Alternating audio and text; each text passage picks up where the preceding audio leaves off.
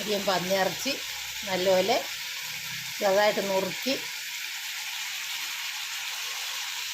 മസാലയെല്ലാം ചേർത്ത് അടുത്ത് വെച്ച് വേവിച്ചെടുക്കാം. എന്നിട്ട് അതിൽ തേങ്ങ, വെളുത്തുള്ളി, ജീരകം, പെരുംജീരകം എല്ലാം കൂടെ ചേർത്ത് ഒന്നുകൂടെ ഇളക്കി തേങ്ങയെല്ലാം ഉള്ളിയെല്ലാം കൂടെ വഴറ്റിയെടുക്കുക. പന്നിയിറച്ചി ഒലത്തി കറി വെച്ചത്. എൻ്റെ ചാനൽ മറന്നുകൊണ്ട Shoshamma kitchen, food channel, Keralam by Shoshamma. പന്നിയിറച്ചി ഒലത്തി കറി.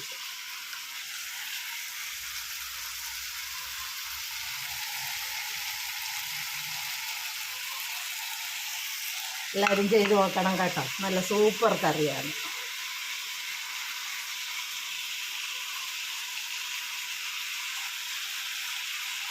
ഉണ്ടാക്കുന്ന രീതി ഒന്നുകൂടെ പറയാം. ആദ്യം മസാലയെല്ലാം കൂടെ ചേർത്ത് വഴറ്റി മസാലയെല്ലാം കൂടെ ചേർത്ത് ഇളക്കി വെക്കുക. എന്നിട്ട് അരമണിക്കൂർ കഴിഞ്ഞ ശേഷം അത് അടുത്ത് വെച്ച് വേവിച്ചെടുക്കുക. പാകത്തിന് വെള്ളവും ചേർത്ത്. ഒരു തൊലിക്കഷ്ണം പോലും അലിച്ചു പോകില്ല. ഇതൊക്കെ എൻ്റെ ചാനലൊന്ന് ലൈക്ക് ചെയ്യുക, സബ്സ്ക്രൈബ് ചെയ്യുക, ഫോളോ ചെയ്യുക, കമൻറ്റ് ചെയ്യുക. ശോശാമ്മ കിച്ചൻ പന്നിയിറച്ചി ഒലത്തിക്കറി വെച്ചത്.